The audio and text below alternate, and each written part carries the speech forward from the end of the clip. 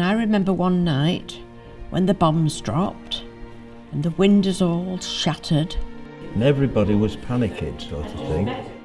It was frightening that. Five D-days I did. I was terrified. You knew you had to do a job. That's what you were there for. It's the first time I've never obeyed an order enough shouting for me to shoot him. Because you didn't know whether the Germans were sending fighters out to attack you or whether you'd be attacked when you got over there. But they had bigger boats than we had, because it was rougher seas. And I can see them now, those lads going up, and they was having to push bodies. By my midday, they're pushing bodies aside to get in. There were so many of them, and the sea was absolutely red with blood.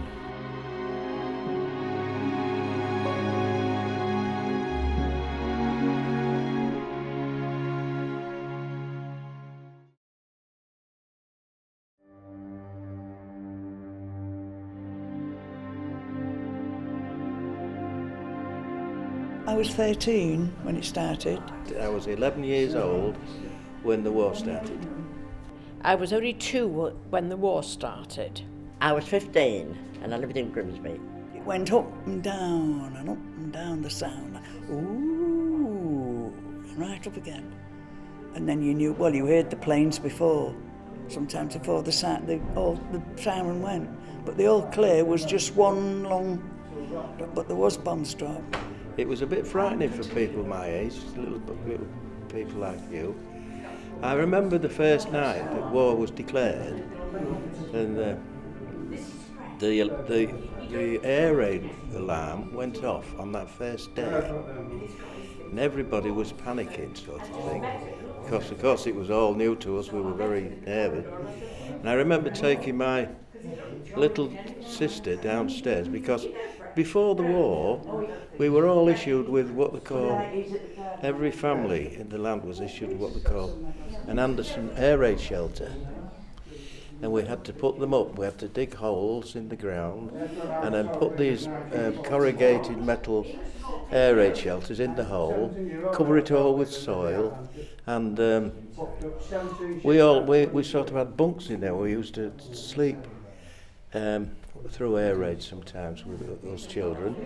And I remember taking my little sister downstairs into that air raid shelter the first time that alarm went off on the first night, which was a bit daunting for us. And our house was taken over by soldiers. And so we moved to Bentley Street. And my father was an ARP man, and he was stationed in Bursa Street School. There were a lot of things, of course, apart from the air raids. When we were in the shelter that I've just been telling you about, the anti-aircraft guns used to be going, and those kids used to be peeping out the door, watching the searchlights, picking out the aircraft that were flying over Grimsby. And every now and again you'd see an aeroplane go into this searchlight beam and then all the guns would fire. And it used to be really exciting for us, you know.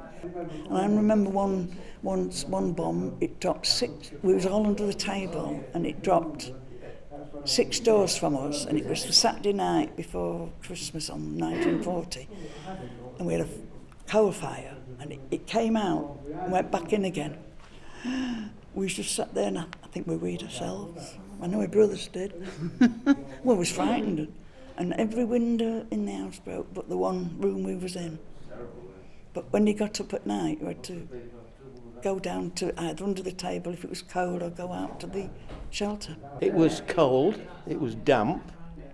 There was I had to, every day, it was my job to go down in that area shelter. We had a sump in the corner. You know what a sump is?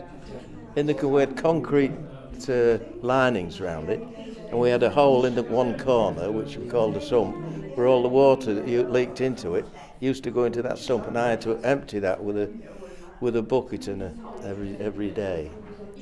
And we had bunks in there where we had to take the mattresses out and dry them every day, and it wasn't very comfortable, but it was supposed to be safe. And then in the night, when the searchlights was on the planes. We had shelters, but I was frightened. I didn't like going in it. So I stood out with my dad, and you looked up and you see planes in the searchlights. See what they call now laser. You know, you just saw them flashes. And sometimes I got hit, come down in smoke, because then you was bombed, and let you either went in the cupboard under the stairs or in the shelter. And I remember one night when the bombs dropped and the windows all shattered, and my father was on duty in the school when the bomb dropped opposite the road and people were killed. And luckily my father was safe and he had to go and rescue people in the bombed houses.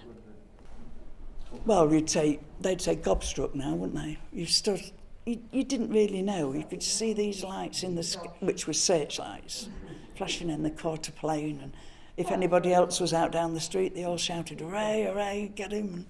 And you could see them coming down and fire. But as I said, where they landed, I don't know, because it's something you wanted to forget, and that's it. Another thing that sticks in the mind is that one day, I can't remember what year it was, but the Germans dropped some bombs called anti-personnel bombs. And they got the name of butterfly bombs because they used to come down, a little bomb on a stick with a little propeller thing. It used to come down, and if anybody picked it up, picked one up, it just blew up. A lot of people lost their arms and legs with those anti-personnel bombs. They were nasty things. In fact, I was one of them in my street. When they came in the block, I looked after children, and the daddy of the children, he was an air raid warden. When he came to my house to try the gas mask, he said, "Rosie, your face." And, I didn't like them. You didn't have to wear them all the time, but they were in a box, and you had string, and you carried it wherever you went. The bell used to go, and you used to run downstairs into the playground, put your gas mask on, go in the air raid shelter. Drills like that every week. So when the real thing happened, if it did, we'd know what to do. The only thing I remember eating was dried eggs, and I loved them. But I can't really, as far as anything else goes, I can't really remember. I do remember dried eggs because I remember liking them. Well, we had plenty to eat, actually. Everybody thinks we were starved, but we weren't. But we didn't have an excess of food. But we had the things like dried egg. Have you ever had dried egg?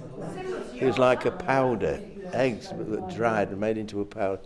And when we had egg, we used to have little omelets made with this dried egg, mixed with a bit of water in a pan. And we rationed, you see. Everyone had a ration book, and you only got so much meat and so many sweets, and only very small amounts of stuff. But we never went hungry. We were good, and we're all healthy as well.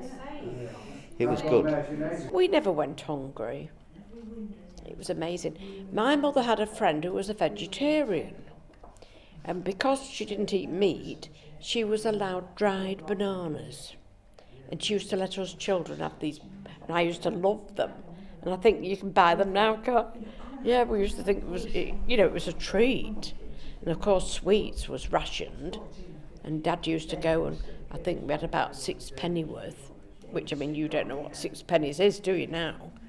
And that was a treat too. And then after the war, and they fetched ice cream back, that was a real treat to have an ice cream. You went into the People's Park. Do you know People's Park? The big green in People's Park, half of it was dug up and made into an allotment. And they grew all vegetables in there for selling, and everything. They call it digging for victory in those days. Everybody used as much land as they could to grow food. Ascot Street, near the dock ends, which is not there now. I went to Armstrong Street School from being 4 to 9. Then we went to Greatcoats till it was about 12, and he come back to Grimsby, the Armstrong Street Senior Girls, and it was just girls. Boys was over there, they were over there in another playground. And I think we went to school, but then after the first Christmas, there was no school. Well, you wondered what was going to happen and why. You was frightened a little bit. And then I just say it was Armstrong Street School over the marsh. And it closed and we was playing in the street and looking after each other. Till, well, the parents got a letter that school would come, would you let us use your house for so many hours, which was 2 hours the most. Yeah.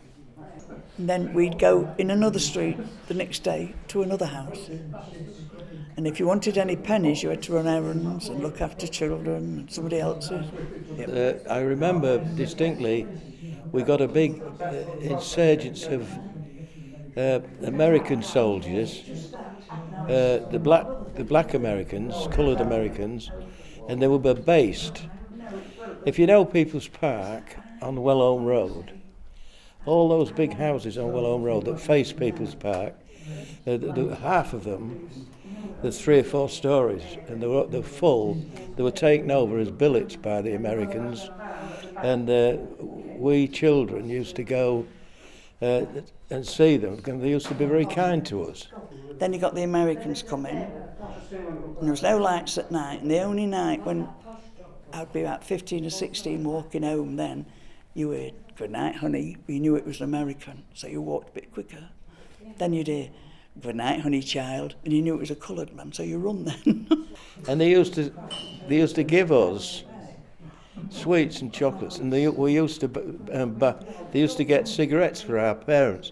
My father was a smoker, and we used to buy cigarettes from them, and they used to take our orders for the PX, and they used to get them for us.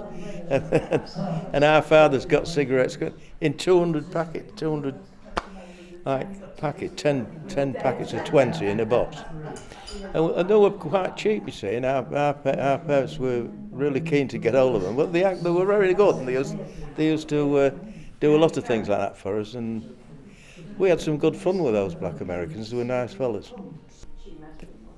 Sailors, flotillas, out of Grimsby, they'd go. I think there's 3 or 4 3 or 4 ships in a flotilla. Can't remember much about it when I came home. Only going out and enjoying myself, to be honest. Going to meet the aircrew in the cafe in the marketplace. The only soldiers we saw in Woolsby Woods, it was a prison camp, and you could. Where I lived then, in Henry's Road, they left the prison camp to go to Eleanor Street Baths, and they marched down the street singing in their language, of course. And they used to go swimming there, in that Eleanor Street Baths. And whether you remember, that's it. There was Orwell Street Baths, but that was it. And you could only walk round Woolsby Woods then, because it was wired up with the camp. My dad was in the army. He was at Dunkirk at the end, and he didn't want to talk about that.